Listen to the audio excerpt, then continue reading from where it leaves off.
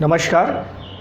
तो व्यूअर्स, आज हम लोग ऑक्सीडेशन रिडक्शन मतलब रेडॉक्स अभिक्रियाओं का जो वीडियो सीरीज़ शुरू किया था उसका आज हम लोग थर्ड पार्ट देखेंगे। और इस वीडियो के अंतर्गत हम लोग पार्ट कौन सा कवर करने वाले हैं वो है ऑक्सीडेशन नंबर या ऑक्सीडेशन स्टेट, मतलब ऑक्सीजन संख्या या ऑक्सीकरण अवस्था, ये देखेंगे। और उसके साथ देखेंगे ऑक्सीजन संख्या निर्धारित करने की विधियाँ, किन किन तरीक़ों से हम ऑक्सीडेशन नंबर फाइंड आउट करते हैं। और तीसरा पार्ट जो कवर करेंगे इसके अंतर्गत वो होगा ऑक्सीडेशन नंबर और वैलेंसी में डिफरेंस क्या है। ठीक है, तो लेट वी स्टार्ट इट। तो हम लोग ऑक्सीडेशन नंबर्स अब देखेंगे। ठीक है, तो फर्स्ट टॉपिक यही है, लेकिन इसके पहले थोड़ा सा वैलेंसी के बारे में एक बार रिकॉल कर लेते हैं। ठीक है, क्या है वैलेंसी? संयोजकता है ना। तो कौशल और लुईस की थ्योरी है, अष्टक नियम और इलेक्ट्रॉनिक सिद्धांत, कि परमाणु आखिर आपस में जुड़ते कैसे हैं, है ना। परमाणु आपस में जुड़ करके अणु कैसे बनाते हैं, तो उसके लिए कौशल और लुईस द्वारा इलेक्ट्रॉनिक सिद्धांत प्रस्तुत किया गया था, जो कि ऑक्टेट रूल पर निर्भर करता है, ऑक्टेट रूल की व्याख्या करता है, ऐसे कह सकते हैं आप। ठीक है, तो इसमें मूल बात क्या थी कि जो परमाणु हैं वो आपस में जब संयोग करते हैं तो उनमें इलेक्ट्रॉन का ही कंट्रीब्यूशन होता है, इलेक्ट्रॉन का ही योगदान होता है।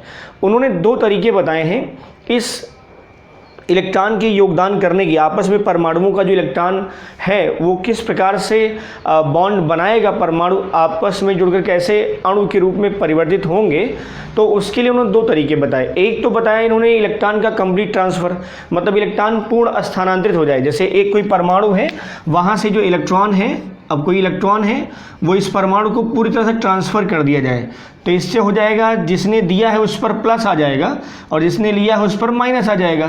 तो इससे क्या हो जाएगा, एक इलेक्ट्रोस्टैटिक फोर्स काम करेगा, मतलब अपोजिट आयन है तो इन अपोजिट आयन्स के बीच में एक विपरीत वैद्युत आकर्षण बल, जिसे हम कूलाम्बिक फोर्स भी कह सकते हैं, तो जब वो बल कार्य करेगा तो जिसके कारण ये दोनों आपस में बंधे रहेंगे। और इलेक्ट्रॉनों का जो मतलब ट्रांसफ़र हुआ है, जो कंप्लीट ट्रांसफरेंस हुआ है, वो डिपेंड करता है कि अष्टक पूरा करने के लिए किस परमाणु को कितने इलेक्ट्रॉन की आवश्यकता थी, या किस परमाणु को कितने इलेक्ट्रॉन त्यागने के पश्चात उसका अष्टक पूरा हो जाए। तो इलेक्ट्रॉन त्यागने के पश्चात अगर अष्टक पूरा हो जा रहा है तो इलेक्ट्रॉन वो परमाणु दे देगा, और अगर कोई परमाणु जो इलेक्ट्रॉन लेकर के अपना अष्टक पूरा करना चाहता है तो वो इलेक्ट्रॉन लेकर के अपना अष्टक पूरा कर लेगा। ठीक है, तो एक तो ये तरीका था, मतलब जिसमें कंप्लीट ट्रांसफरेंस ऑफ इलेक्ट्रॉन था, जिससे अपोजिट आयंस डेवलप होंगे और उनके बीच में एक पावरफुल इलेक्ट्रोस्टैटिक बॉन्ड काम करेगा, जिसे हम कह रहे थे वैद्युत संयोजी बंध, इलेक्ट्रोवैलेंट बॉन्ड। एक तो ये तरीका बताया उन्होंने। दूसरा तरीका ये बताया कि जब इलेक्ट्रोनेगेटिव जो एटम है या कुछ ऐसे एटम जिनकी इलेक्ट्रोनेगेटिविटी का डिफरेंस जो है वो 1.7 से बहुत कम हो, 1.7 से कम होता है, तो वहाँ पर इलेक्ट्रॉनों का ट्रांसफ़र नहीं होता, फिर वहाँ आदान प्रदान होता है, मतलब म्यूचुअल शेयरिंग होती है या शेयरिंग होती है, परस्पर साझेदारी भी थोड़ी अलग है, मतलब म्यूचुअल का मतलब हो गया कि 1 1 2 2 3 3 का इलेक्ट्रॉन का साझा होगा। तो इस तरह से वो इलेक्ट्रॉनों का साझा करके अपना अष्टक पूरा करते हैं, जिससे सहसंयोजी आबंध बनता है। तो दो प्रकार की कॉमन वैलेंसी बताई गई थी, एक था वैद्युत संयोजकता, दूसरा था सहसंयोजकता। वैद्युत संयोजकता का मतलब इलेक्ट्रॉन जितने ट्रांसफ़र हो दिए गए या लिए गए तो वो कहलाएगी वैद्युत संयोजकता। जैसे इस केस में अगर हम देखें तो इसकी इलेक्ट्रोवैलेंसी होगी कितनी, एक।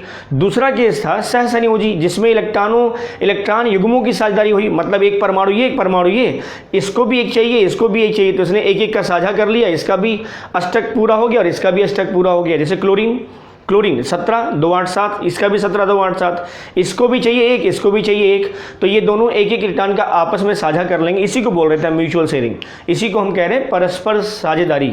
तो जब ये साझा हो गया तो इनके बीच में एक सिंगल बॉन्ड बन गया। ठीक, तो इसमें ना तो इलेक्ट्रॉन कहीं ट्रांसफर, इलेक्ट्रॉन ना तो कहीं पूरी तरह से विस्थापित हुआ है और ना ही किसी ने इलेक्ट्रॉन पूरी तरह दिया है, तो साझा हुआ है। तो इस तरह के जो बॉन्ड बना था उसे हमने कहा सहसंयोजी आबंध, और जितने इलेक्ट्रॉन युग्म उसमें पार्टिसिपेट हुए थे वो कहलाते थे सहसंयोजकता। क्लियर?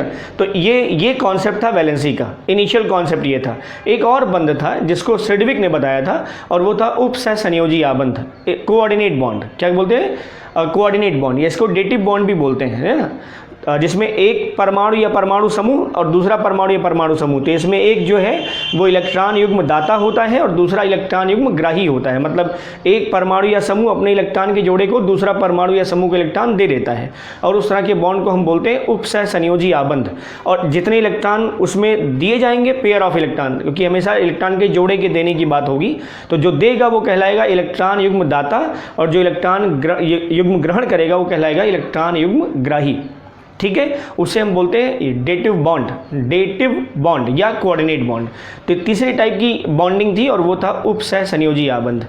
इतना ठीक है। तो ये बॉन्डिंग के बारे में था, मतलब ये कहने का, ये जो बताने का पर्पस था कि ये बॉन्डिंग ऐसे होती है। ठीक है, अब ऑक्सीडेशन नंबर देखो जरा क्या होता है, थोड़ा वैलेंसी से कोरिलेट करेंगे तो अच्छा रहेगा। ऑक्सीडेशन नंबर क्या है? ऑक्सीडेशन नंबर आप ये कह सकते हैं कि ये वैलेंसी से थोड़ा सा एडवांस कॉन्सेप्ट है, कुछ हमें नए एस्पेक्ट्स बताता है। इसी बॉन्डिंग में ही जो वैलेंसी का कॉन्सेप्ट है, इसी में ही हमें कुछ नए एस्पेक्ट्स बताता है। जैसे मान लीजिए हम एक एग्जांपल ले रहे हैं, जैसे ये कोई ए और बी अणु है, ठीक, ए और बी कोई अणु है और इसमें ये बताया गया है, इसमें हमें नहीं पता कि आगे मेटल लिखा है बाद में नॉन मेटल लिखा है, या आगे इलेक्ट्रो पॉजिटिव है बाद में इलेक्ट्रो नेगेटिव, हमें नहीं पता। हमें सिर्फ इतना पता है कि ए बी कोई अणु है और इसके बारे में हम जानना चाहते हैं कि ये इसकी संयोजकता कितनी है। मान लीजिए सिर्फ इतना कहा गया कि एक इलेक्ट्रॉन और एक इलेक्ट्रॉन दोनों में पार्टिसिपेट हुआ है, मतलब इनकी जो वैलेंसी है, संयोजकता जो है वो ए की भी एक है और बी की भी एक है। क्या मतलब ए ने जो है एक इलेक्ट्रॉन के द्वारा अपना अष्टक पूरा कर लिया और बी ने भी अपना एक इलेक्ट्रॉन के द्वारा अष्टक पूरा कर लिया, जिससे दोनों की स्टेबल स्टेज मिल गया और वो ए बी अणु बन गया। अब इसमें ये नहीं पता कि इसका एटॉमिक नंबर कितना है, इसका एटॉमिक नंबर कितना है, मतलब हमें ए और बी के बारे में कोई भी पता नहीं है, ठीक। लेकिन हमें सिर्फ इतना पता है कि ए और बी के बीच में एक इलेक्ट्रॉनों की आदान प्रदान हुआ है या साझा हुआ है, जिससे इसका भी अष्टक पूरा हो गया और इसका भी अष्टक पूरा हो गया। हाँ, ये ए बी लिखा है चाहे बी ए लिखा है, we don't know about it, हमें नहीं पता इसके बारे में क्या है, ठीक। तो ये तो हो गई वैलेंसी। तो वैलेंसी हमें सिर्फ ये सूचना दे रहा है कि ये एक इलेक्ट्रॉन का साझा हुआ है, ठीक। और यहीं पर अगर हम इसी को थोड़ा सा और आगे बढ़ा दें और हम लिख दें क्या, ऑक्सीडेशन नंबर, हम कह दें कि ए का ऑक्सीडेशन नंबर +1 है और बी का ऑक्सीडेशन नंबर -1 है। समझ रहे हैं आप? मतलब साइन अब दिखा दें, अगर हम कहा गया कि ए का ऑक्सीडेशन नंबर +1 और बी का ऑक्सीडेशन नंबर -1, अब जानते हैं क्या हुआ, यहाँ पर ये ज़्यादा इंफॉर्मेटिव हो गया, ये इंफॉर्मेशन दे रहा है लेकिन ये ज़्यादा इंफॉर्मेटिव हो गया। इससे कई बातें निकाल सकते हैं। क्या, ए और बी के बीच में जो बॉन्ड बना है तो इसका ए का ऑक्सीडेशन नंबर +1 और बी का ऑक्सीडेशन नंबर -1। अब यहाँ देखो इसका मतलब क्या है, एक बात तो समझ में आ रही कि इसने इलेक्ट्रॉन दिया एक और इसने इलेक्ट्रॉन लिया एक, ये तो क्लियर हो गया यहाँ से। यहाँ पर शेयरिंग की बात हो रही थी, यहाँ पर भी शेयरिंग है, सपोज यहाँ पर भी शेयरिंग है ये, लेकिन इससे ये थोड़ी सी जानकारी मिल जा रही है कि जो ए है it is more electro positive than B. A जो है वो बी से ज़्यादा विद्युत धनी है और बी ए से ज़्यादा विद्युत ऋणी है। मतलब ये एक विद्युत धनी तत्व है और बी विद्युत ऋणी तत्व है एज कंपेयर टू।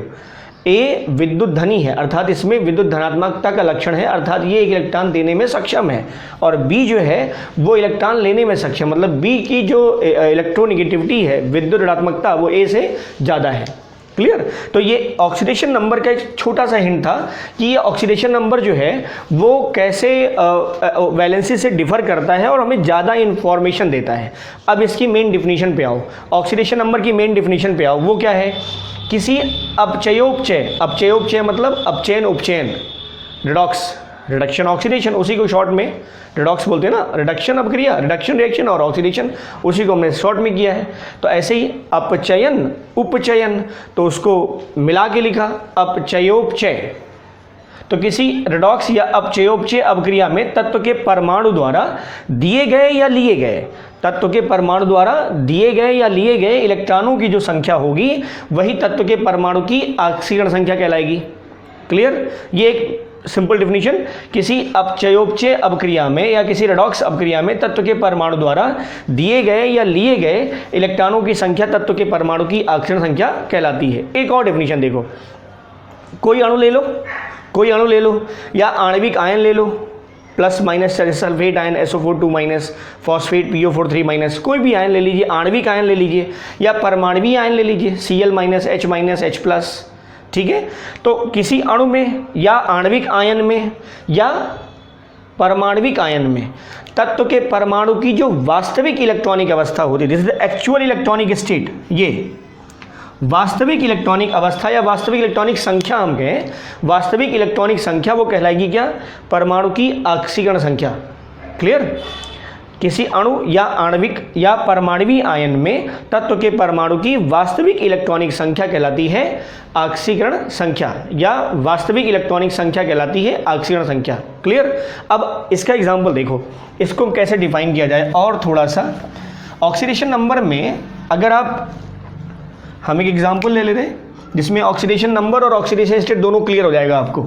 अब देखिए, ये हमने ले लिया पोटेशियम परमैंगनेट KMnO4, ठीक है। तो KMnO4 में अगर आप मैग्नीज, ये पोटेशियम, ये मैग्नीज, ये पोटेशियम, मैग्नीज और ऑक्सीजन, अब इतना पार्ट जो है वो परमैंगनेट आयन होता है, MnO4 पर सिंगल माइनस होता है, ठीक है। हम Mn का ऑक्सीडेशन स्टेट कैलकुलेट कर रहे हैं, ठीक है। अभी अगले स्टेप में हम ये बताएंगे कि कैसे कैलकुलेट करेंगे, लेकिन फिर भी इसको डिफाइन करने के लिए एग्जांपल हम उठा रहे हैं यहाँ पर। पोटेशियम 19 2 8 8 1 इलेक्ट्रॉनिक विन्यास 2 8 8 1 1, अगर इलेक्ट्रॉन दे दिए अगर, तो इसका अष्टक पूरा हो जाएगा 2 8 8, तो इस देगा इलेक्ट्रॉन, तो इसका ऑक्सीडेशन स्टेट हो गया +1, ठीक। मैग्नीज का हम पता कर रहे हैं, तो इसको मान ले रहे हैं हम X, मैग्नीज का ऑक्सीडेशन स्टेट हम पता कर रहे हैं बेटा, तो इसका ऑक्सीडेशन स्टेट इसका निकालना हो, जो अननोन एलिमेंट है, मतलब जो अननोन ऑक्सीडेशन वाला एलिमेंट है, उसके लिए हम मान लेंगे X। ऑक्सीजन का होता है -2, जनरली -2 ऑक्साइड्स फॉर्म में है, तो -2, तो -2 × 4 इक्वल टू, अब देखो जरा, इस पर कोई चार्ज है क्या? इस पूरे पर कोई चार्ज है क्या? नहीं है, ये पूरा का पूरा अणु है, न्यूट्रल है ये, तो 0 हो गया। तो +1 + x और ये हो गया -8 = 0, सब्ट्रैक्ट किया तो x - 7 = 0, that will be +7। Clear? अब देखो जरा, इसी कंपाउंड में हम लिख रहे हैं ऑक्सीकरण संख्या, तो किसकी? Mn की। इस यौगिक में Mn की ऑक्सीकरण संख्या कितनी है बेटा? +7, ठीक। और Mn की ऑक्सीकरण अवस्था, थोड़ा सा डिफरेंस है, देख लो थोड़ा सा। वैसे जनरली अगर हम कहें there is no difference between state and number, but थोड़ा सा इसमें है कि जो हम एलिमेंट का स्टेज जब बताते हैं तो ये दिखा देते हैं, जैसे Mn 7+। अब इसका क्या मतलब है? जैसे ये तो लिखा ही है कि मैग्नीज की ऑक्सीजन संख्या +7 है, +7 है मतलब 7 इलेक्ट्रॉन दिया गया, या ऐसे कह सकते हैं यहाँ पर -2 × 4 मतलब 8 इलेक्ट्रॉन ऑक्सीजन, 4 ऑक्सीजन को 8 इलेक्ट्रॉन मिला है, तो 8 इलेक्ट्रॉन आया कहाँ से? एक पोटेशियम ने दिया है और 7 इलेक्ट्रॉन जो है मैग्नीज ने दिया है। एक किसने दिया है? पोटेशियम ने, और 7 इलेक्ट्रॉन किसने दिया है? मैग्नीज ने। तभी तो ऑक्सीजन को 8 इलेक्ट्रॉन मिले हैं। एक ऑक्सीजन को चाहिए था 2 इलेक्ट्रॉन, एक ऑक्सीजन को चाहिए था 2 इलेक्ट्रॉन, ऑक्सीजन 8 2 6, अष्टक पूरा करने के लिए बाहरी कोश में 2 की कमी है, तो वो 2 चाहिए तो 4 ऑक्सीजन है, तो 8 इलेक्ट्रॉन चाहिए, तो वो आया कहाँ से? तो वो आया है एक पोटेशियम से और 7 मैग्नीज से। जानकारी कैसे मिली? ऑक्सीडेशन नंबर निकालने से पता चला हमें। क्लियर? तो मैग्नीज की ऑक्सीडेशन नंबर होगी +7, और अब हम ये कह सकते हैं कि इसका जो इस कंपाउंड में एक्चुअल ऑक्सीडेशन स्टेट क्या है, तो Mn 7+ की कंडीशन में है, मतलब या +7 भी लिख सकते हैं आप, ठीक है। तो ये 7+ मतलब ये चार्ज को बता रहा है, अर्थात यहाँ मैग्नीज के द्वारा 7 इलेक्ट्रॉन त्यागे गए हैं। तो this is about your oxidation state. तो ये ऑक्सीडेशन स्टेट है और ये ऑक्सीडेशन नंबर है। ऐसे किसी और का भी ले सकते हो, जैसे मान लो ये ले लो H2SO4, हम इसका देख लेते हैं, सल्फर का, सल्फ्यूरिक एसिड है ना, इसका कैलकुलेट कर लेते हैं। हाइड्रोजन जनरली होता है +1, तो +1 × 2, 2 हाइड्रोजन है यहाँ पर बेटा, और सल्फर का हो गया X। ऑक्सीजन सल्फेट आयन है, तो ऑक्सीजन का हो गया -2, और कितने ऑक्सीजन है? 4। टोटल चार्ज क्या आएगा? 0, तो ये हो गया +2 + x, और ये हो गया -8 = 0। सब्ट्रैक्ट करो, x - 6 = 0, x = +6। मतलब अब यहाँ क्या है? सल्फर का जो ऑक्सीडेशन नंबर है, सल्फर की ऑक्सीकरण संख्या वो कितनी आएगी बेटा, +6। और सल्फर की ऑक्सीकरण अवस्था मतलब सल्फर किस स्टेज में है, तो सल्फर S6+ में है। मतलब सल्फर ने 6 इलेक्ट्रॉन दिए हैं, किसको, ऑक्सीजन को। ऑक्सीजन को 8 इलेक्ट्रॉन मिला है यहाँ पर भी, जिसमें से 2 इलेक्ट्रॉन हाइड्रोजन ने दिया है और सल्फर ने 6 इलेक्ट्रॉन डोनेट किया है। क्लियर। तो ये होता है ऑक्सीडेशन नंबर और ऑक्सीडेशन स्टेट में डिफरेंस। ठीक है इतना। अब अगला देखो, तो अब देखो ऑक्सीडेशन नंबर निर्धारित करने की विधियाँ कैसे कैलकुलेट करेंगे। तो कुछ पॉइंट हम लिख रहे हैं, ठीक है। अभी इसके आगे और भी पॉइंट है, लेकिन एक एक करके देखते हैं। पहला है, किसी अणु या तत्व के परमाणु की मुक्त अवस्था में ऑक्सीकरण संख्या सदैव 0 होती है। ध्यान रखिएगा, क्या होती है, 0। इसका मतलब क्या है, मतलब अगर कोई तत्व है, तत्व की बात हम कर रहे हैं, अगर वो फ्री स्टेट में है, फ्री स्टेट में मतलब जैसे सोडियम Na, वो किसी के साथ यौगिक नहीं बना रहा है, Na, Zn, Fe, L, Al, aluminium, copper, gold, hydrogen H2 के फॉर्म में, P4, P, फास्फोरस किसी दूसरे के साथ बॉन्ड नहीं बनाया हुआ है, मुक्त अवस्था में है, अपनी ओरिजिनल स्टेज में है, अपनी शुद्ध अवस्था में है, तो उस समय उसकी ऑक्सीडेशन नंबर होती है 0। या कोई अणु है, अणु उदासीन होता है, अणु पर कोई चार्ज नहीं होता। क्यों? क्योंकि जो अणु का कुल ऑक्सीडेशन नंबर होता है, जितना प्लस होगा उतना माइनस होगा, तो टोटल जो आएगा, ओवरऑल जो उस अणु पर ऑक्सीडेशन स्टेट आएगा वो 0 होगा। तो किसी अणु का या तत्व के परमाणु की मुक्त अवस्था में जो ऑक्सीडेशन नंबर है वो 0 होती है। जैसे देखो जरा, जैसे मान लो ये लिखा है H2, तो अब H2 में हाइड्रोजन की ऑक्सीडेशन नंबर, हम ऑक्सीडेशन नंबर के लिए ON लिख रहे हैं, तो H2 में हाइड्रोजन की ऑक्सीडेशन नंबर क्या आएगी, 0। क्यों? क्योंकि कोई इंटरेक्शन नहीं है, ना तो यहाँ त्यागा गया ना लिया गया, साझा हुआ है, लेकिन दोनों तरफ के इलेक्ट्रोनेगेटिव जो डिफरेंस आएंगे वो 0 आएंगे। दोनों तरफ की इलेक्ट्रोनेगेटिविटी सेम है, तो डिफरेंस क्या आएगा, 0। तो H2 में हाइड्रोजन की ऑक्सीडेशन नंबर क्या, 0। ऐसे कोई और O2 ले लो, O2, तो ऑक्सीजन में O की ऑक्सीडेशन नंबर वो भी 0। ये ऑक्सीजन है, ये ऑक्सीडेशन नंबर ये 0 है। P4 ले लीजिए, सफ़ेद फास्फोरस में P की ऑक्सीडेशन नंबर, ये भी क्या होगा, 0। S8 ले लो, S8 में सल्फर की ऑक्सीडेशन नंबर 0। क्लियर। कोई अणु ले लेते हैं पूरा का पूरा, जैसे H2O। अब इसमें H2O पूरे अणु की, तो H2O की ऑक्सीकरण संख्या आएगी कितनी, 0। H2SO4 पूरा का पूरा बेटा, इसकी ऑक्सीडेशन नंबर क्या आएगी, 0। तो मुक्त अवस्था में तत्व के परमाणु की ऑक्सीकरण संख्या 0 होती है। या कोई अगर अणु दिया हुआ है, तो अणु की ओवरऑल जो ऑक्सीडेशन स्टेट होगी, पूरा का पूरा जो ऑक्सीडेशन स्टेट या ऑक्सीडेशन नंबर होगा वो कहलाएगा 0। ठीक है। देखो अब जरा अगला क्या है, किसी परमाणु या आणविक आयन की ऑक्सीकरण संख्या उस पर स्थित आवेश की संख्या के बराबर होता है।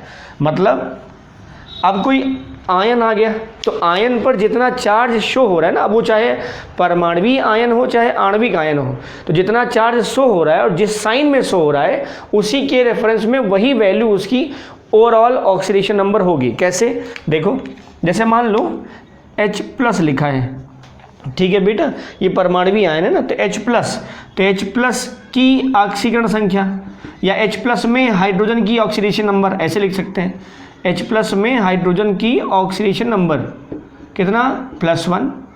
यहीं पर लिखा है हाइड्राइड H-, ये तो प्रोटॉन था, ये H-, तो H- में हाइड्रोजन की ऑक्सीडेशन नंबर सेम -1। ऐसे Cl- में Cl की ऑक्सीडेशन नंबर -1। क्लियर। ऑक्साइड लिखा है O2-, तो O2- में ऑक्सीजन की ऑक्सीडेशन नंबर -2 आएगा। ठीक है। ऐसे दूसरा कोई, जैसे मान लो ये OH- लिखा है, तो OH- अब ओवरऑल हो गया पूरे का, तो OH- की कुल ऑक्सीकरण संख्या पूरे का बेटा तो आएगा -1। जितना चार्ज है वही होगा, -1। SO4 लिखा है, SO4 इसकी कुल ऑक्सीडेशन नंबर -2। PO4 लिखा है, PO4 3-, तो इसकी ऑक्सीडेशन नंबर ओवरऑल -3। क्लियर है। ऐसे कोई भी आयन ले लीजिए, ClO3 ले लीजिए, ClO3- में या ClO3 की कुल ऑक्सीडेशन नंबर तो कितना हो जाएगा, -1। तो कोई भी परमाणुवीय आयन हो चाहे आणविक आयन हो, जितना भी चार्ज दिखाया जा रहा है वही उसका ऑक्सीडेशन नंबर। कोई प्लस चार्ज वाला भी ले लो, जैसे मान लो ये NH4 प्लस लिखा है, तो NH4 प्लस की कुल ऑक्सीडेशन नंबर +1। अमोनियम आयन है, अमोनियम आयन की कुल ऑक्सीडेशन नंबर क्या आएगी? +1। क्लियर। अब आओ इधर, कोई यौगिक है, जितने भी अलग अलग टाइप के यौगिक है ना, उसमें तत्वों की ऑक्सीडेशन नंबर हम जनरली कैलकुलेट कैसे करेंगे? तो ये जो चीज़ें बता रहे हैं ये इसमें कैलकुलेशन बहुत हेल्प करेगा, ये भी हेल्प करेगा और ये भी हेल्प करेगा। तो अब इसमें क्या है, जो जनरल ऑक्सीडेशन स्टेट है वो उनकी सामान्य अवस्था के आधार पर निर्धारित की जाती है। हाँ, अब अगल बगल का जो परमाणु है उसकी प्रकृति कैसी है, या उसकी इलेक्ट्रोनेगेटिविटी कैसी है, या उसकी परमाणुओं की संख्या कितनी है, इस आधार पर कुछ परमाणुओं की ऑक्सीडेशन नंबर में परिवर्तन दिखाई देता है। लेकिन जनरल जो ऑक्सीडेशन नंबर है वो हम बता रहे हैं आपको। तो हाइड्रोजन की ऑक्सीडेशन नंबर +1 हमेशा बेटा, हाइड्रोजन की ऑक्सीडेशन नंबर +1। लेकिन अगर धातु हाइड्राइड आ जाए, धातु हाइड्राइड मतलब जब हाइड्रोजन, क्योंकि हाइड्रोजन एम्फोटेरिक नेचर में होता है, हाइड्रोजन जो है वो H+ भी बनाता है, H- भी बनाता है, मतलब वो एक इलेक्ट्रॉन दे भी सकता है और एक इलेक्ट्रॉन ले भी सकता है। तो ये धातुओं के साथ, जो कि धातु में प्रबल धन विद्युती होती हैं, उनके साथ अभिक्रिया करके आयनिक यौगिक बनाता है। जैसे कैल्शियम हाइड्राइड, सोडियम हाइड्राइड, ये सब आयनिक कैरेक्टर वाले यौगिक हैं। हाँ, आयनिक कैरेक्टर वाले यौगिक हैं, इनको हम लवणीय हाइड्राइड भी कहते हैं। धातु हाइड्राइड को हम सेलाइन हाइड्राइड भी कहते हैं या लवणीय हाइड्राइड भी कहते हैं। जैसे NaH सोडियम हाइड्राइड, अब Na+H-, calcium hydride Ca2+H-, 2H-, 2 बार हाइड्रोजन है ना, तो कैल्शियम हाइड्राइड। तो ये जो हैं ये धातु हाइड्राइड हैं और इसमें इनके हाइड्रोजन पर -1 का चार्ज आएगा। ठीक है, जैसे यहाँ हम मान लो दिखा देते हैं आपको, जैसे सोडियम हाइड्राइड, तो सोडियम हमेशा +1, तो हाइड्रोजन पे क्या आएगा? -1। कैल्शियम हाइड्राइड, कैल्शियम पर हमेशा +2, तो हाइड्रोजन पे आएगा -1, तो -1 × 2। तो ये सब क्या है? धातु हाइड्राइड जिसमें हाइड्रोजन की ऑक्सीडेशन नंबर होती है -1। अब ब्लॉक वाइज थोड़ा सा देख लो।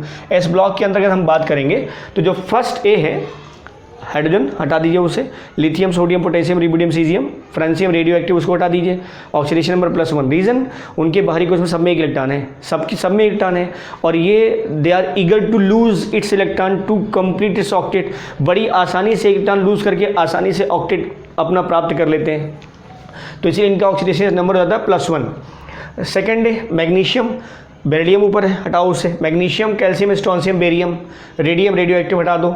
इनके बाहरी कोश में मिलेगा आपको 2 इलेक्ट्रॉन, तो आसानी से लूज कर देंगे तो ऑक्सीडेशन स्टेट आएगा +2। क्लियर।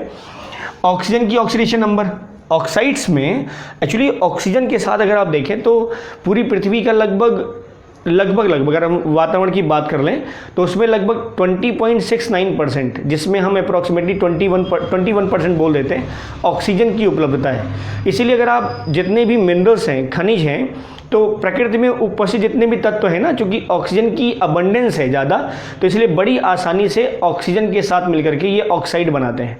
अब आप कहेंगे अबंडेंस तो नाइट्रोजन का भी है, हाँ नाइट्रोजन का भी है, लेकिन जो उसकी बंध वियोजन ऊर्जा होती है नाइट्रोजन मतलब N2, N=N, इसकी बंध वियोजन ऊर्जा बहुत ज़्यादा होती है। इसलिए नाइट्रोजन ज़्यादातर तत्वों के साथ, या कह सकते हैं जो सामान्य खनिज हैं उनके साथ यौगिक नहीं बनाता है। नाइट्रोजन उन सब के साथ यौगिक खनिज नहीं बनाता है, ऑक्साइड के फॉर्म में कन्वर्ट होकर के नाइट्राइड्स के फॉर्म में आ जाता है, लेकिन नाइट्रोजन का सीधे इंटरेक्शन नहीं होता, और इसीलिए N2 गैस जो है वो अक्रिय वातावरण उत्पन्न करने में सहायक होती है। क्योंकि ऑक्सीजन ज़्यादा होता है प्रकृति में, वातावरण में ऑक्सीजन ज़्यादा होता है, इसीलिए ऑक्सीजन के ढेर सारे यौगिक in the form of oxides, हमें धातुओं का भी ऑक्साइड मिलेगा, अधातुओं का भी ऑक्साइड मिलेगा। आपने अयस्क के बारे में सुना होगा, है ना, तो वहाँ पर भी देखें ज़्यादातर धातुओं के हमें ऑक्साइड्स मिलते हैं, सल्फाइड भी मिलते हैं, बट ज़्यादातर धातुओं के हमें ऑक्साइड्स मिलते हैं, ज़्यादातर तत्वों के ऑक्साइड्स मिलते हैं, हम ये कहते हैं। ठीक है, आओ, तो ऑक्सीजन का ऑक्सीडेशन नंबर क्या होता है? -2, ये सिंपल ऑक्साइड्स है। हाइड्रोजन का ऑक्साइड ले लो, सोडियम का ऑक्साइड, कैल्शियम का ऑक्साइड, मैग्नीशियम का ऑक्साइड, आयरन का ऑक्साइड, सब में ऑक्सीजन का ऑक्सीडेशन स्टेट क्या होगा? -2। ठीक है। परऑक्साइड जो होते हैं, परऑक्साइड का मतलब क्या है? परऑक्साइड का मतलब that type of bond, if the molecule contain that type of bond, that bond is known as peroxide bond. और परऑक्साइड बॉन्ड में जो ऑक्सीजन होता है उसका पर ऑक्सीजन का ऑक्सीडेशन स्टेट -1 होता है, मतलब इसका भी -1 होगा, इसका भी -1 होगा, दोनों ऑक्सीजन का कितना हो जाएगा? -2। एक ऑक्सीजन का -1, एक ऑक्सीजन का। तो इस टाइप का बॉन्ड अगर है बेटा तो उसमें ऑक्सीजन का ऑक्सीडेशन स्टेट होता है -1, और इस टाइप के बॉन्ड को हम क्या बोलते हैं, परऑक्साइड बॉन्ड। ठीक है, तो परऑक्साइड बॉन्ड में ऑक्सीजन का ऑक्सीडेशन स्टेट -1, O पर -1, oxidation number -1 as it is -1। Superoxides ये क्या है, सुपर ऑक्साइड्स में एक्चुअली इस ऑक्सीजन की ऑक्सीडेशन स्टेट के आधार पे हम उसका नाम भी रखते हैं सुपर ऑक्साइड्स, ठीक है ना। हाँ, ये परऑक्साइड्स भी वैसे ही है, ऑक्सीजन का ऑक्सीडेशन -1 आता है, या इसका जो एक्सरे क्रिस्टलोग्राफी होती है क्रिस्टल फॉर्म में, वहाँ पर हमें जब इसके कुछ रिएक्शंस हम करा लेते हैं तो वहाँ हमें इस टाइप का बॉन्ड दिखाई देता है, मतलब ओ बॉन्ड का जो कनेक्शन है वो दिखाई देता है। इसीलिए जो कंपाउंड होते हैं आयनिक फॉर्म में, जो क्रिस्टल होते हैं, उनको हम परऑक्साइड कह देते हैं उनके ऑक्सीडेशन नंबर के आधार पर। ऐसे ही जो सुपर ऑक्साइड्स होते हैं यहाँ पर भी ऑक्सीडेशन नंबर हो जाता है -हाफ। अब जैसे देखो ये है, मान लो ये है, हाँ, पोटेशियम सुपर ऑक्साइड KO2, तो ये भी एक आयनिक कंपाउंड है। अगर इसको देखेंगे आप तो ये डिसोशिएट अगर करेगा तो K+ और O2 पर सिंगल माइनस।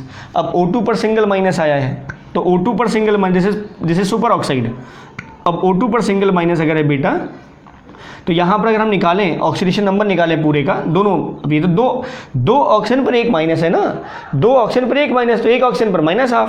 चेक कर लो ऐसे, देखो इसको ले लो 2x, एक ऑक्सीजन का ऑक्सीडेशन स्टेट कितना 2x, एक ऑक्सीजन का ऑक्सीडेशन तो x हो गया, 2 ऑक्सीजन 2x इक्वल टू कितना -1, x इक्वल टू कितना आएगा -1/2। समझे आप। तो ये सुपर ऑक्साइड है। सुपर ऑक्साइड में ऑक्सीजन का ऑक्सीडेशन स्टेट होता है -1/2। एक कंपाउंड है जिसमें फ्लोरीन जब ऑक्सीजन के साथ बॉन्ड बनाता है, तो आप जानते हैं कि जितने भी नोन एलिमेंट हैं उसमें मोस्ट इलेक्ट्रोनेगेटिव एलिमेंट कोई है तो वो है फ्लोरीन। तो फ्लोरीन की जो इलेक्ट्रोनेगेटिविटी होती है वो है 4.0। फ्लोरीन की जो चाई की वैल्यू है वो है 4.0। चाई मीन्स इलेक्ट्रोनेगेटिविटी का रिप्रेजेंटेशन है। और सेकंड जो मोस्ट इलेक्ट्रोनेगेटिव एलिमेंट है वो है ऑक्सीजन। इसका इलेक्ट्रोनेगेटिविटी की वैल्यू 3.5। तो दोनों जब आपस में कंबाइन करते हैं तो अगर आप देखेंगे तो यहाँ इलेक्ट्रोनेगेटिविटी का डिफरेंस 0.5 आएगा। तो ये तो तय है कि ये मॉलिक्यूल जो है वो कोवैलेंट टाइप का है। लेकिन अगर हम एक्चुअल ऑक्सीडेशन स्टेट पता कर रहे हो तो जो शेयर्ड पेयर ऑफ इलेक्ट्रॉन है वो शिफ्ट रहेगा फ्लोरीन की तरफ। क्यों? क्योंकि फ्लोरीन की इलेक्ट्रोनेगेटिविटी ऑक्सीजन से ज़्यादा है। तो फ्लोरीन की जब इलेक्ट्रोनेगेटिविटी ऑक्सीजन से ज़्यादा है तो फ्लोरीन पर आएगा माइनस का चार्ज और ऑक्सीजन पे आएगा प्लस का चार्ज। ठीक है, तो OF2 में जो है, OF2 में ऑक्सीजन का ऑक्सीडेशन स्टेट होता है +2, मतलब actual electronic state of oxygen in OF2 molecule that is +2। ठीक है, मतलब अब साफ दिख रहा है कि जो इलेक्ट्रॉन की शिफ्टिंग हुई है वो ऑक्सीजन की ओर से हुई है और किधर की तरफ, फ्लोरीन की तरफ। अगला आओ, हैलोजनों में देखेंगे अगर आप, हाँ सल्फर का भी है बेटा, -2 होता है जनरली, सल्फर का भी -2 होता है सल्फाइड्स में। वो अलग बात है कि ऑक्सीडेशन नंबर वहाँ वेरिएबल्स होते हैं। ठीक है, अभी हम कुछ और पॉइंट बताते हैं। देखो जरा अगला, हैलोजन में क्या है, फ्लोरीन, क्लोरीन, ब्रोमीन, आयोडीन, एस्टाटिन हटा दो उसे 85 वाले को। ठीक है, फ्लोरीन, क्लोरीन, ब्रोमीन, आयोडीन। तो फ्लोरीन की यौगिकों में ऑक्सीडेशन नंबर हमेशा -1 होगी। कोई भी यौगिक होगा फ्लोरीन की ऑक्सीडेशन नंबर हमेशा -1 होगी। F2 अगर है तो F2 है तो यहाँ आ जाएगा मुक्त अवस्था में। F2 में फ्लोरीन की ऑक्सीडेशन नंबर 0, लेकिन अगर कोई यौगिक है तो वहाँ पर हमेशा -1।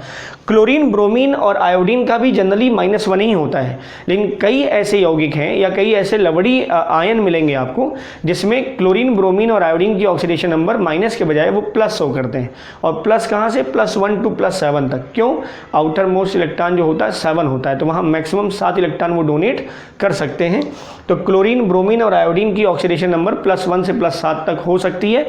फ्लोरीन का हमेशा -1 होता है। अब अगला पॉइंट देखो, अब P तथा D ब्लॉक के अधिकांश तत्व जो है वो परिवर्ती ऑक्सीजन संख्या दर्शाते हैं। तो P ब्लॉक, अब जैसे ऑक्सीजन भी था P ब्लॉक का, हैलोजन के बारे में बात कर ही रहते हैं अभी हम, तो उसमें ज़्यादातर जो एलिमेंट हैं उनके ऑक्सीडेशन नंबर वेरी करते हैं, तो हम एग्जैक्ट फिक्स नहीं कर सकते वहाँ पर। हाँ, कुछ एलिमेंट्स की हम बात कर रहे थे, फ्लोरीन की बात हमने की है -1 की, ऑक्सीजन ऑक्साइड्स फॉर्म में -1 जनरली होता है। ठीक है, लेकिन ज़्यादातर एलिमेंट्स के हम ऑक्सीडेशन नंबर फिक्स नहीं कर सकते। ठीक है, तो एक से ज़्यादा ऑक्सीडेशन नंबर वो दिखाते हैं, तो उनके ऑक्सीडेशन स्टेट डिफर होते हैं, इसीलिए वहाँ पर भी हमें एक कंपाउंड के बेस पर ही हम बता सकते हैं कि वहाँ ऑक्सीडेशन नंबर कितना होगा उनका।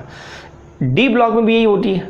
डी ब्लॉक को आप जानते हैं संक्रमण धातुएं कहलाती हैं। डी ब्लॉक में कुल 40 एलिमेंट हैं और 40 की 40 क्या हैं, धातुएं हैं। 40 की 40 धातु है, जबकि पी ब्लॉक में धातु, अधातु, उपधातु तीनों प्रकार के तत्व मिलेंगे, लेकिन डी ब्लॉक के सारे एलिमेंट क्या हैं, धातुएं हैं। और ये सभी के सभी इलेक्ट्रोपॉजिटिव होते हैं, मतलब ये इलेक्ट्रॉन डोनेट करते हैं। कुछ केसेस में कहीं कहीं पर मैग्नीज का कुछ कंपाउंड हैं जो कह सकते हैं कॉम्प्लेक्स कैटेगरी में आते हैं, जहाँ पर उनका ऑक्सीडेशन नंबर माइनस भी दिखाई देता है, लेकिन जो सामान्य है डी ब्लॉक के लिए वो होंगे प्लस ऑक्सीडेशन स्टेट, और ये वेरिएबल्स होंगे, मतलब एक से ज़्यादा तरीके के ऑक्सीडेशन स्टेट दिखा रहे। जैसे मान लो, जैसे ये आयरन है, डी ब्लॉक है ना, अब ये +2 और +3 दोनों फॉर्म दिखाता है। कॉपर +1 +2 दिखाता है ना। मैग्नीज तो ढेर सारे दिखाता है, +2 +3 +4 +5 +6 +7 तक दिखा सकता है। मैक्सिमम ऑक्सीडेशन नंबर वही दिखाता है मैग्नीज, है ना। ऑक्सीडेशन स्टेट भी मैक्सिमम होता है उसका। तो +7 तो ये +2 +3 +4 +5 +6 और ये +7 की ऑक्सीडेशन स्टेट दिखाता है मैग्नीज। ये सब दिखा सकता है। हाँ, कुछ एलिमेंट ऐसे भी हैं जो कंपाउंड में उनका वेरिएबल ऑक्सीडेशन स्टेट नहीं होता है, जैसे जिंक Zn2+, हमेशा जिंक जो है वो +2 ऑक्सीडेशन स्टेट में रहेगा। सिल्वर Ag+ हमेशा +1, क्लियर। लेकिन ज़्यादातर एलिमेंट क्या है, वो वेरिएबल ऑक्सीडेशन स्टेट दिखाते हैं डी और डी ब्लॉक के, और पी ब्लॉक में भी कुछ ऐसे ही है। ज़्यादातर एलिमेंट्स वहाँ पर भी क्या है, वेरिएबल ऑक्सीडेशन स्टेट शो करते हैं। अगला जो टॉपिक था उसी के हिस्से का ये है, हम कोई कोऑर्डिनेट बॉन्ड वाला यौगिक ले रहे हैं। कोऑर्डिनेट बॉन्ड मतलब जहाँ पर इस तरह से इधर दाता परमाणु और इधर ग्राही परमाणु, इधर डोनर है इधर रेसिपिएंट है, ये इलेक्ट्रॉन एक जोड़ा इलेक्ट्रॉन डोनेट किया जाता है। तो इस तरह के बॉन्ड वाला कोई यौगिक हो तो वहाँ पर दो अवस्थाएं हैं, दोनों में ऑक्सीडेशन नंबर हम कैसे फाइंड आउट करेंगे वो चेक कर लेते हैं। ये है उपसह संयोजी बंध या कोऑर्डिनेट बॉन्ड, इसी को बोल रहे थे हम डेटिव बॉन्ड, ठीक। अगर इलेक्ट्रॉन युग्म, ये जोड़ा है ना बेटा, इसने दिया इसने लिया है, अगर यदि इलेक्ट्रॉन युग्म कम विद्युतीय परमाणु से अधिक ऋणविद्युतीय परमाणु की ओर विस्थापित होता है, मतलब जो कम ऋणविद्युतीय परमाणु है जिसकी इलेक्ट्रोनेगेटिविटी कम है और वो इलेक्ट्रॉन युग्म कम से अधिक की ओर विस्थापित हो रहा है, यहाँ से यहाँ जा रहा है, ये कम वाला है और ये ज़्यादा वाला है, ठीक। तो जनरल बात होगी कि ये इलेक्ट्रो पॉजिटिव है तो वो इलेक्ट्रोनेगेटिव हो गया, तो इसने अपना एक जोड़ा इलेक्ट्रॉन उसको दे दिया, तो ये दाता हो गया, ग्राही हो गया। इसने दिया इस पर +2 उस पर -2, तो जो कम ऋणविद्युतीय परमाणु होगा उस पर +2 ऑक्सीडेशन स्टेट रखेंगे ये, और जो ज़्यादा ऋणविद्युतीय परमाणु होगा एज कम्पेयर टू पहले वाले के तो वो -2 ऑक्सीडेशन स्टेट रखेंगे, क्लियर। अब इसका उल्टा अगर हो जाए, मतलब कोऑर्डिनेट बॉन्ड जो बना है उसमें जो कम ऋणविद्युतीय परमाणु है वो अधिक ऋणविद्युतीय परमाणु से इलेक्ट्रॉन प्राप्त कर रहा है, मतलब कुछ बॉन्ड का नेचर ऐसा हो गया है जिसके कारण अधिक ऋणविद्युतीय परमाणु अपने इलेक्ट्रॉन के जोड़े को कम ऋणविद्युतीय परमाणु को ट्रांसफ़र कर रहा है थ्रू डेटिव बॉन्ड, उपसहसंयोजी आबंध के द्वारा। तब तो ओवरऑल उन दोनों का जो ओवरऑल ऑक्सीडेशन स्टेट आएगा वो 0 आएगा, ठीक है। देखो हम बता देते हैं, जैसे मान लो ये हाइड्रोजन साइनाइड है, ठीक है, हाइड्रोजन साइनाइड है। अब इसमें अगर आप बॉन्ड का नेचर देखेंगे यहाँ पर HCN में, तो कार्बन का अगर हमें ऑक्सीडेशन स्टेट पता करना हो, कार्बन का ऑक्सीडेशन स्टेट पता करना हो, तो जैसे ये है हाइड्रोजन C, अब ये बॉन्ड बना है ये, ठीक है। तो यहाँ पर जनरल बॉन्ड है हाइड्रोजन कार्बन नाइट्रोजन। अब कार्बन का अगर हमें ऑक्सीडेशन स्टेट पता करना हो तो हम कैसे पता करेंगे, हाइड्रोजन का होता है +1, कार्बन का हमें आइडेंटिफाई करना है कार्बन, ठीक।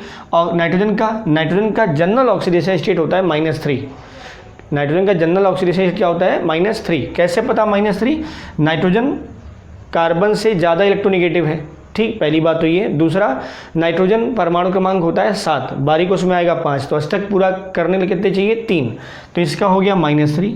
अब इस पूरे अणु पर कोई चार्ज नहीं है तो ओवरऑल हो गया 0, तो +1 -3 तो -2 = 0, और ये हो जाएगा क्या x = +2।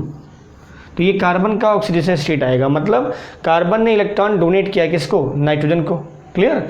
अब इसका एक दूसरा फेज देखो, ये हाइड्रोजन साइनाइड था, या इसको बोलते हैं हाइड्रोसाइनिक अम्ल, अगर लिक्विड फॉर्म में है हाइड्रोसाइनिक अम्ल। अब इसका आइसोसाइनाइड वाला केस देखो, आइसोसाइनाइड केस, तो अगर इसका स्ट्रक्चर हम देखें तो हाइड्रोजन नाइट्रोजन सिंगल बॉन्ड ही बनेगा, कार्बन नाइट्रोजन के बीच में डबल बॉन्ड बन गया। अब अभी भी इसका स्ट्रक्चर पूरा नहीं है, लेकिन अगर आप नाइट्रोजन का इलेक्ट्रॉनिक विन्यास देखें तो नाइट्रोजन का इलेक्ट्रॉनिक विन्यास है 2 और 5। यहाँ 3 पार्टिसिपेट करेगा शेयरिंग में, साझे में, एक जोड़ा इलेक्ट्रॉन बचेगा and that pair of electron is known as lone pair. क्या बोलते हैं? लोन पेयर या एकाकी इलेक्ट्रॉन युग्म। लोन पेयर, अलोन होता है ना, अकेला, तो लोन पेयर ऑफ इलेक्ट्रॉन इसके पास है। और वही लोन पेयर ऑफ इलेक्ट्रॉन ये नाइट्रोजन कार्बन को डोनेट करता है। क्या करता है? नाइट्रोजन कार्बन को डोनेट करता है, जिसके कारण जो है इसका अष्टक पूरा होता है, अदरवाइज इसका अष्टक पूरा नहीं होता है। अब देखें यहाँ पर तो 2 तो 4 और 2 6 और इसके पास जो था वो है 2, 8 इलेक्ट्रॉन इसका पूरा हो गया। क्योंकि कार्बन के बाहरी कोष में जो था वो 4 इलेक्ट्रॉन था, परमाणु क्रमांक 6 होता है कार्बन का, तो बाहरी कोष में 2 और 4 मतलब 4 आएगा, तो 4 में से 2 साझे में गया, 2 साझे में गया, तो यहाँ अल्टीमेटली अगर आप देखें तो यहाँ 6 इलेक्ट्रॉन है, 6 इलेक्ट्रॉन और 2 इसके पास बाहरी कोष में था, तो ये हो जाएगा 8। तो इसका भी अष्टक पूरा हो गया, इसका भी अष्टक पूरा हो गया, डोनेशन हुआ ही हुआ है। क्लियर? तो इस केस में ये जो इलेक्ट्रॉन ट्रांसफर हो रहा है इसका ऑक्सीडेशन स्टेट हम मेंशन करेंगे कितना? 0। क्यों? क्योंकि नाइट्रोजन ज़्यादा इलेक्ट्रोनेगेटिव है और कार्बन कम इलेक्ट्रोनेगेटिव है। तो अगर हम यहाँ पर कार्बन का ऑक्सीडेशन स्टेट फाइंड आउट करें तो +1 नाइट्रोजन का हो गया -3 और कार्बन का क्या हो गया? +x। इसी का पता करना है 0, तो -2 उधर जाएगा तो क्या आएगा? +2। तो इस केस में कार्बन का ऑक्सीडेशन स्टेट कितना आया? +2। क्लियर? कुछ और एग्जांपल्स देखो। तो ये कुछ एग्जांपल्स हैं जिनकी ऑक्सीडेशन नंबर हम एक कुछ और बता देते हैं और इसमें से आपको कैलकुलेट भी करने हैं। ठीक है? कैलकुलेट किसका करना है? जिसका अंडरलाइंड है, जो अंडरलाइंड है ब्लू से, उनके आपको ऑक्सीडेशन नंबर कैलकुलेट करने हैं ये सारे। ठीक है? हम कुछ बता देते हैं आपको अलग से। देखिए क्या है, जैसे मान लीजिए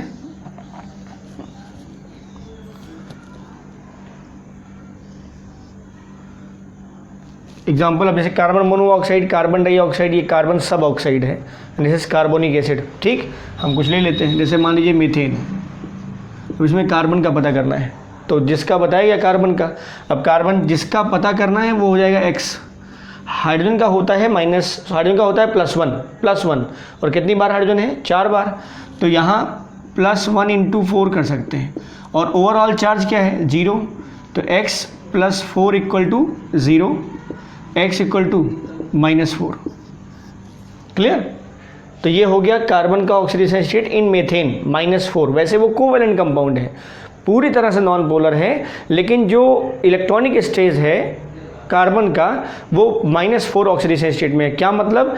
चारों हाइड्रोजन से उसने अपनी और इलेक्ट्रॉन शिफ्ट किया है। ये अलग बात है, डाइपोल मोमेंट 0 आएगा इसका, लेकिन जो कार्बन का एक्चुअल इलेक्ट्रॉनिक स्टेट है इस समय वो है -4। और देख लो, जैसे ये है CH3OH में कार्बन देख लेते हैं। ठीक है?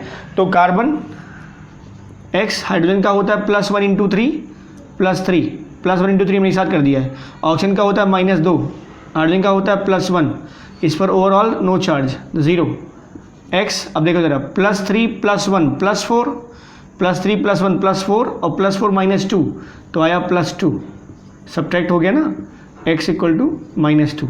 तो इस केस में कार्बन का ऑक्सीडेशन स्टेट क्या हो गया? -2। क्लियर? ऐसे ही आपको और भी करना है। ठीक है? इसका नेक्स्ट पार्ट वीडियो बनाएंगे जिसमें हम कैलकुलेशंस ऑफ ऑक्सीडेशन नंबर और differential form of oxidation number, इन सब के बारे में थोड़ा और डिटेल लेके चलेंगे आपको। क्लियर?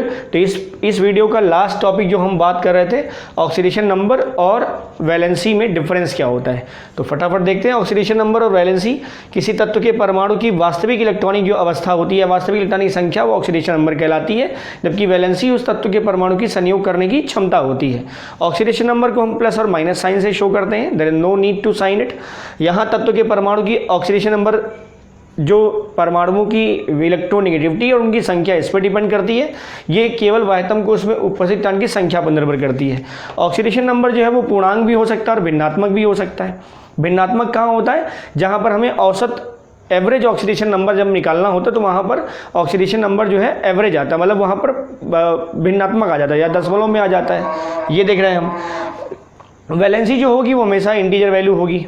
ठीक है? ऑक्सीडेशन नंबर 0 होता है होता है ऑक्सीडेशन नंबर, पहला पॉइंट बताया था आपको हमने, ऑक्सीडेशन नंबर 0 होता है। दूसरा, वैलेंसी 0 नहीं होती है, संयोग करने की क्षमता 0 नहीं होती। हाँ, इनर्ट गैस को छोड़ दें अगर, तो इनर्ट गैसेस को छोड़ करके ऑक्सीडेशन वैलेंसी जो है वो 0 नहीं होती है। क्लियर?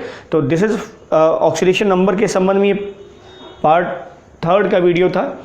ठीक है, हम अगला जो पार्ट बनेगा वो होगा calculations of oxidation number, different type of examples हम कवर करेंगे।